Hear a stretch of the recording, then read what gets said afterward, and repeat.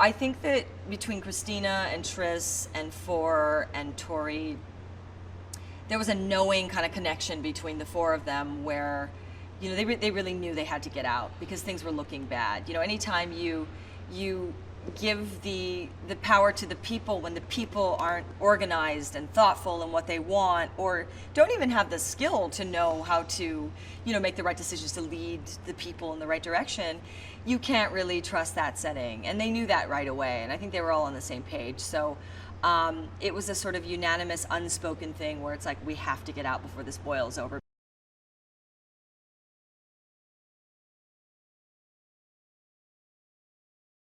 It's interesting how you have to have so many different scales of a set on a movie like this. You know, it's so big, and I think that, you know, as you were saying, the literal and the metaphorical sort of way out has to be grand in nature. You know, you can't sort of face the biggest thing that you need to do in your life, which is get out, and it just be like a little molehill that you sort of skip over, right? It has to actually have physical scale, and it has to loom over you sort of the way the thought of it, and as we were saying, the metaphorical idea of actually getting out looms over you. And that's the feeling that I got. I mean, it's really quite a wall. I mean, if anything was going to separate two worlds, it would be that wall.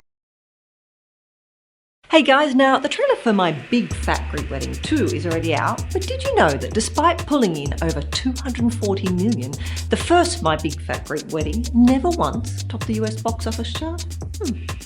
Now for this and more movie facts, click on more videos, but if you want something different, click on the playlist.